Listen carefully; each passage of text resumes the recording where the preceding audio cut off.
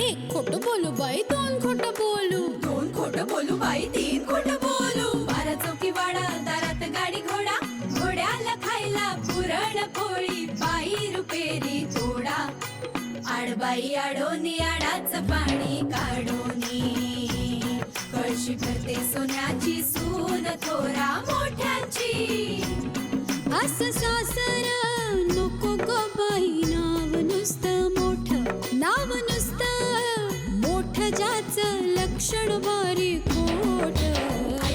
पैलमा गणेश देवा, माझा खेळ मांडला, करीन तुझी सेवा, करीन तुझी सेवा, मला हवा करतार, चंद्रपोळी चोपडीत माझा संसार.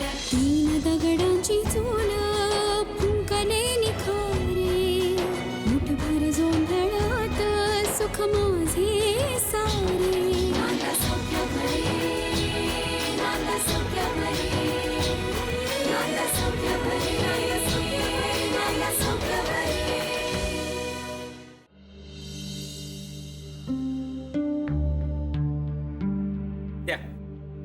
बरं, हे सिंक मध्ये ठेवा आणि खरकट आहे ना जरा वेगळं गोळा करा. अहो पण तसं नाही करत आम्ही. बाळू, ती सांगते तसं कर. आई, बडीशोप देऊ तुम्हाला? हो. थांब थांब, मला जरा बोलायचंय तुझ्याशी. आत्ता हो, जरा महत्वाचंय. स्वानंदी, देतेस ना बडेशे? हो, आलीच. थँक्यू. आणि निघ आता, तू घरचे वाट पाहत असतील ना. स्कूटर आणलीस का ग तुझी स्वानंदी? नाही आणले, पण मी सोडून तिला. नाही हा, तुम्हाला ड्राईव्ह करायला नाही सांगितलं. अगं मला बोलायचंय तुझ्याशी. आओ, तुम्ही गाडी काढा आणि सोडून या जरा तिला. नाही आई, मी जाईन. मी आहे ना. मी जातोय. तुम्ही काढा गाडी, मी पाठवते तिला. हो स्वानंदी, लवकर ये. हो स्वानंदी, नीट जा ग. हो हो. मी पण आलेच हा. मला तुझ्याशी संपदाबद्दल बोलायचंय. अहो, तुम्ही नका काळजी करू, फार नाही लागलंय तिला. ठीक आहे ती. अगं त्याबद्दल नाही, मला वेगळं. स्वानंदी, निघतेस ना ग तू? नाही, हे वाट बघतायत ना तुझी. तुला सोडून पुढे कामालाही जायचंय त्यांना.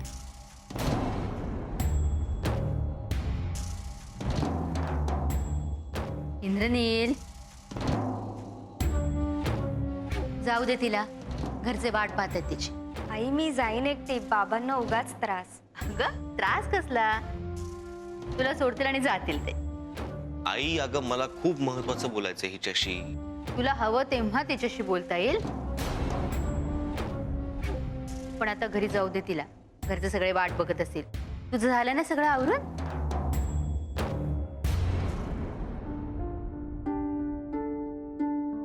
स्वानंदी, निघतेस ना? हे वाट बघतात म्हटलं. हो.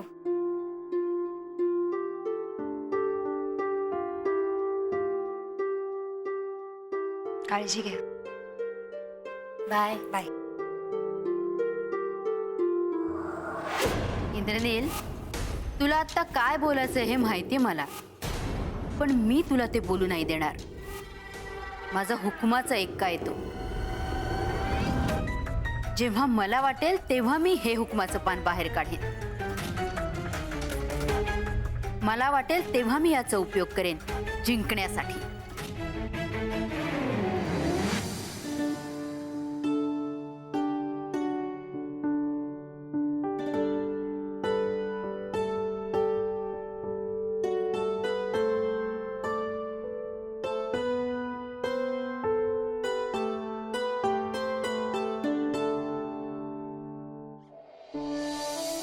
देवा, आज फक्त तुपात भिजवून वात उजळली बरं का. सांजवात लवकर शांत व्हायला हवी. निघायचंय ना आपल्याला.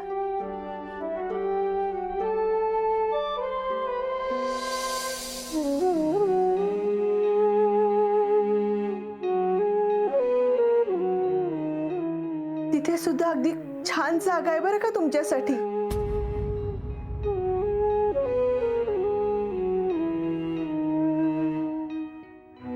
इथे कसे अगदी तुम्ही मुला माणसात असता तसेच तिथे सुद्धा असाल, अगदी आमच्यातलेच एक.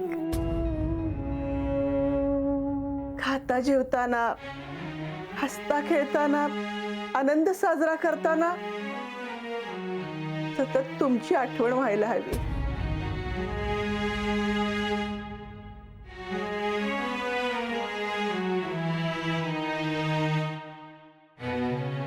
आणि डोक्यात एखादा वाईट विचार आला ना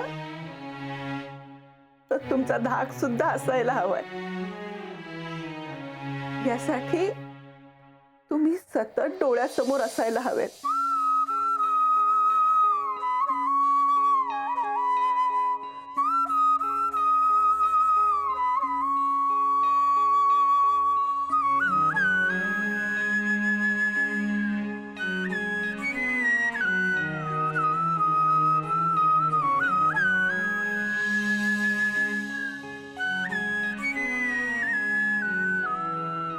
अनिता, वात शांत झाली ना की सगळे देव डब्यात भर आणि तो डबा माझ्या पिशवीत ठेव बरं का. नाही म्हणजे देव माझ्या बरोबरच प्रवास करतील. हो आई. आणि हे बघ, डब्यात खाली तांदूळ ठेव हा, आणि मगच देव ठेव. रिकाम्या डब्यामध्ये देव ठेवायचे नसतात. सगळं नीट केलंय आई, तुम्ही नका काळजी करू.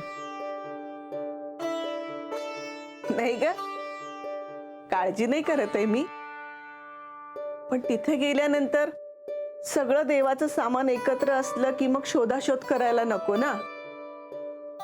नाही म्हणजे वात कुठे, निरंजन कुठे, पळी पंचपत्री कुठे, तामण घासलंय की नाही. एकदा देवांची प्राणप्रतिष्ठा झाली मग आपला जम बसायला वेळ लागणार नाही ग. आई, देवाची सगळी भांडी नीट घासून तुझ्या पिशवीत ठेवलीत. आई, देवाची प्राणप्रतिष्ठापना करण्यासाठी गुरुजींना बोलवायचं का? तू म्हणशील तसं करूया आपण.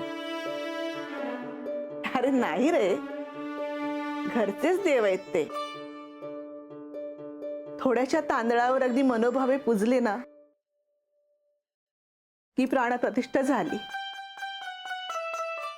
आणि गणपतीमध्ये आपण गुरुजींना बोलवतो ना तेव्हा ते पाहुणे असतात. आता हे आपले घरचे देव आहेत, ते काही पाहुणे नाहीयेत, पण तेच घरातले मोठे आहेत ना. आणि हे आपल्याला त्यांचाच आधार आहे. घर त्यांचंच आहे ना. आई, तुझ्या मनात काही राहायला नको. आम्हाला सगळ्यांना इथून निघताना तुझी काळजी वाटते. नाही रे, अरे माझी कसली काळजी करतोयस. माझ्या दोन्ही सुनांच्या राज्यात मी अगदी सुखी आहे.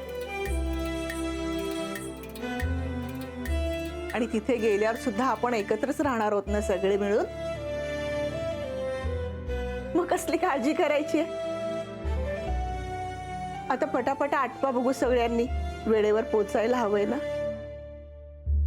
त्याआधी थोडं थोडं खाऊन घ्या. वच्छी आत्या, हे काय घेऊन आलाय? अगं बाई, किचन आवरलं असशील की नाही तू, मग जाता जाता 2 घास खाऊन घ्या.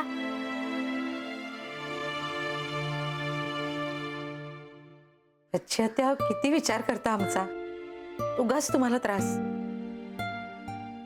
काय ग बाई, 4 माणसांचा करायला कसला आलाय ग त्रास. चला खाऊन घ्या पटापटा. वच्छे, किती प्रेमानं करतेस ग. मुली आल्या म्हणजे बसू एकत्र सगळे. हा, काय माझी, तुमच्या घराने माझ्यासाठी एवढं केलंय ना, तेवढं माझ्या नातेवाईकांनी पण केलेलं नाहीये. तुमच्यासाठी नाही करणार तर कोणासाठी करणार मी. आता आलीच आहेस ना, तर गप्पा मारूया बरं का जरा. चल जरा 4 घटका तेवढ्याच माझ्या खोलीत बसूया. आपल्या खूप गप्पा ऐकल्यात नाही. माझ्या खोलीनी. चल.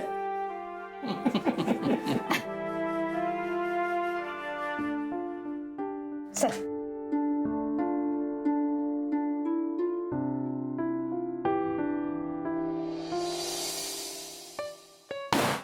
हो मी दमले. दमलीस? ए ताई, तुझं झालं का ग सगळं पॅकिंग? अगं तिला काय करायचं होतं स्वानंदी? आम्ही दोघे आहोत ना. बघ ना. अगं ठीक आहे, कुणीही केलं आपलंच काम होतं ना. तुला तर असं म्हणायलाच हवं, कारण तुझं सगळं पॅकिंग ह्या दोघींनी केलंय. ती नील दादाच्या घरी गेली होती ना म्हणून. आनंदी काही म्हणाला का नील? कशाबद्दल? अगं म्हणजे काहीच बोलला नाही का तुला? अगं आम्ही भेटलो की बोलतच असतो. तू नेमकं कशाबद्दल विचारतेस?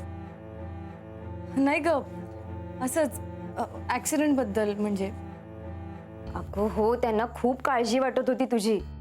नंतर मीच म्हटलं फार काही लागलं नाहीये, बरी येते. म्हणजे तुला काय म्हणायचं? मला फार लागलं नाहीये. आम्हा सगळ्यांचं तेच मत आहे संपदा ताई.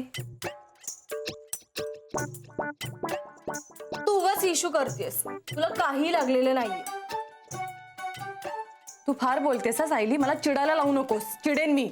अगं त्यात काय नवीन आहे? फॉर अ चेंज हसत जा कधीतरी. एवढी छान दिसतीयस, जरा हसलीस ना की माझ्यापेक्षा पण छान दिसशील. अगं ती कशी हसणार? तिला फक्त चिडायला आणि ऑर्डर सोडायला येतं. जुईली, तू लहान आहेस माझ्यापेक्षा आणि माझी कामं केलं तर काही बिघडत नाही. तू पण काकू आणि आईपेक्षा लहानच आहेस ना? तू करतेस का त्यांची कामं? फार चुरू बोलतेस ग. कशा करतात बघ ना. अगं तू आज तरी असं नको ना वागूस. ताई आपण घर सोडून चाललोय, सगळे इमोशनल झाले, त्यात आपापसात भांडणं कशाला? ह्या पडक्या घरात काय ठेवलंय तेच कळत नाहीये मला.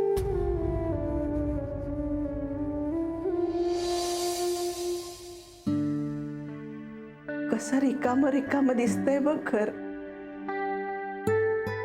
पण माझ्या तर मनात ना अगदी नवीन बंगल्याचं रूप अजूनही जसंच्या तसंच आहे ग बच्चे. आजी, जुन्या वास्तू अशाच असतात हो. आपल्यावर मायेची सावली धरतात. या सावलीतच तर तुमचा संसार फुलला.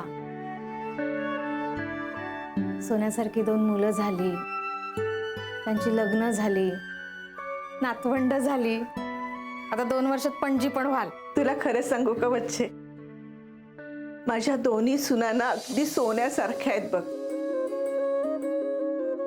मला घर सोडवणार नाही असं वाटल्यावर वसंता बढती नाकारत होता, पण अंजलीनं एका शब्दाने सुद्धा त्याला दुखवलं नाही बरं का. आणि तशीच अनिता सुद्धा. आई नसतील तर आपण नाही घर सोडायचं. नाहीतर काही काही सुना बघतो ना ग आपण, आपल्या एका हट्टापायी अगदी अख्खं घर मोडायला निघतात, नाती सुद्धा विसरतात. तेवढ्या बाबतीत मी खूप भाग्यवान आहे बाई. या वास्तूनी मला अगदी चांगल्या सुना दिल्यात. हे मला काही माहिती नाही. मला एवढं माहिती आहे की तुम्ही खूप चांगल्या सासू आहात. आजी, मुली तर परक्याच असतात ना आपल्या घरी आल्यावर. सासूनी नखं दाखवली तर त्यात दात दाखवणारच. हा, पण जेव्हा तुमच्यासारखी प्रेमळ आणि समजूतदार सासू मिळते ना आजी, तेव्हा कशाला सुना वाईट वागतील. पण नाती दोन्ही बाजूनी जपायची असतात बरं का. मी कुणाशी जुळवून घेणार नाही असं नाकाला जीभ लावून जे लोक बोलतात ना, त्यांच्यासाठी इतरांनी जीव गुदमरेपर्यंत जुळवून घेतलेलं असतं, म्हणून त्यांचे रुबाब टिकतात बरं का. आजी, मला देवानं मूल दिलं नाही. दिलं असतं ना तर खरंच मी तुमच्यासारखी सासू आणि तुमच्यासारखी आई झाली असते. बच्चे, जे आपल्याला मिळालं नाही ना त्यासाठी खंत करू नये माणसानं. देव जे करतो ना ते आपल्या भल्यासाठीच करतो असं म्हणायचं आणि पुढे जायचं. तरी तुम्हाला वाईट वाटतच आहे ना हे घर सोडून जाताना. तो तर होणारच ना ग. आपण घरावर प्रेम करतो ना तेव्हा त्या घराचं आणि आपलं एक नातं असतं ग, माणसांच्या नात्यासारखं. पण त्या घरावर प्रेम करतो, त्याची देखरेख करतो, तेव्हा ते घर सुद्धा आपल्यावर प्रेम करतं ग. या घरानं तर आम्हाला खूप प्रेम दिलंय. हे घर सोडताना मलाच नाही वाईट वाटणार, या घराला सुद्धा वाईट वाटेल ग. ते सुन सुन होईल ना.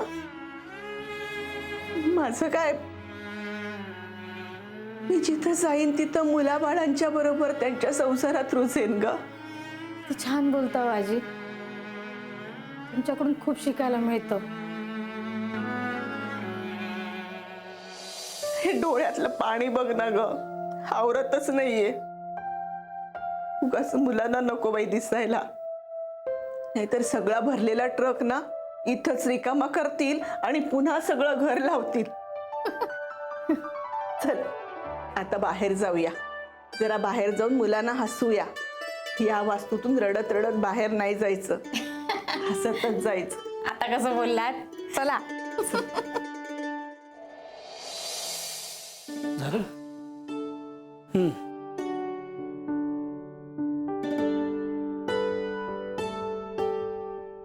अरे बास की आता घर सोडण्याचं दुःख. दादाला प्रमोशन मिळालंय, राहायला घर दिलंय ऑफिसनं, म्हणून चाललं ना आपण. हे घर आपलंच आहे. आपण काय घर विकून फुकून नाही चाललेलो. हेमंता, अरे राहतं घर सोडताना कोणालाही दुःख होणारच. मलाही होतंय तर. अरे हो, मलाही होतंय, पण किती उघडायचं ना ते. आपली आई बघ कशी हसत हसत निघाली. नाही हा, माझा पाय गुंतला इथं, पण आनंद सुद्धा आहे बर का. आता मुलाची प्रगती होते म्हटल्यावर कुठल्याही आईला आनंद होणारच ना. अगं तेच म्हणतोय ना मी, सगळे आपले सारखे कण काढतायत. आपण कधीही येऊ शकतो ना या घरी. हो, गप्प बसा तुम्ही. ही काय बोलण्याची पद्धत झाली का? अगं अति झालं की असा धक्का द्यावाच लागतो. आपल्याला हसत हसत निघायचं नाही या घरातनं. आत्ता जर का मी हसवलं नाही ना तर या घरातनं बाहेर पडताना ही कोसळेल. मुळीच नाही. आई अजिबात नाही कोसळायच्या. त्या आपल्या सगळ्यांपेक्षा जास्त खंबीर आहेत. हो ना, तेवढं कळतं बरं का मला. बरं, आम्हा मजुरांना भुका लागल्या आहेत, काही खायला मिळेल का? अगं बाई, मग उपाशी पोटी कसल्या चर्चा करताय. चला जेवून घ्या. चला चला, आज आपल्याला वच्छीच्या हातच्या जेवणाचा लाभ होणार आहे. चला ग पोरींनो.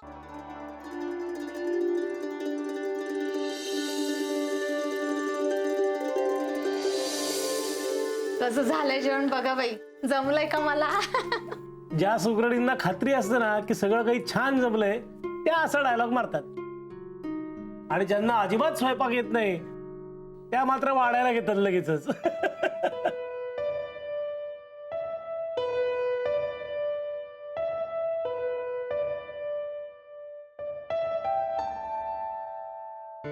कुणीच हसणार नाही हेमंतराव. अहो, या घरच्या जुन्या आठवणी सगळ्यांना आठवत आहेत. तो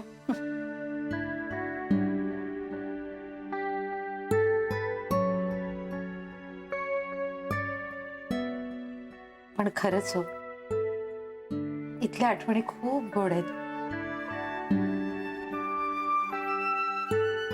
सगळी सुख दिली या घराने आपल्याला.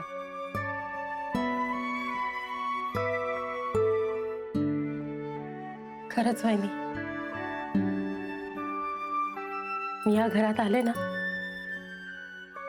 तेव्हा हे एवढं मोठं घर, बाहेरची बाग,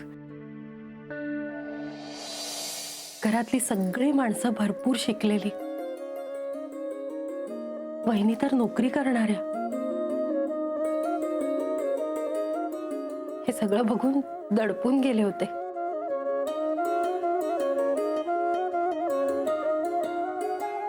पण मग एक दिवस बाहेरच्या ओट्यावर स्वानंदीने माझ्या गळ्यात हात टाकले आणि मला म्हणाली, आई घरी नसते ना तेव्हा मला फार रडू येतं, पण आता तू घरी आली आहेस ना, आता मला खूप छान वाटतंय.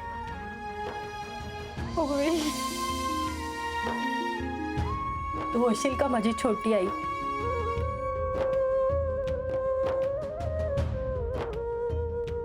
आणि आठवतंय आपण काकूचं डोहाळ जेवण बाहेरच्या बागेत केलं होतं, हो ना आजी?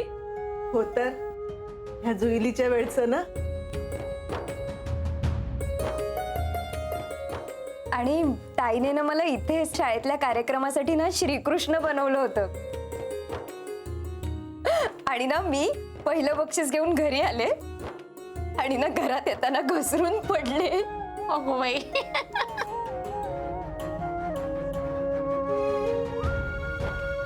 हा, आणि पुढचं आठवत नाहीये. तू पडलीस म्हणून या जमिनीला जोरात धपाटा मारला आणि म्हणालो वाईट आहे हे घर. आमच्या नंदीला पाडतेस आणि रडता रडता म्हणालीस माझ्या घराला वाईट नाही म्हणायचं, तुम्हीच वाईट आहात. तुम्ही पाणी सांडून ठेवलं होतं. अगो बाई.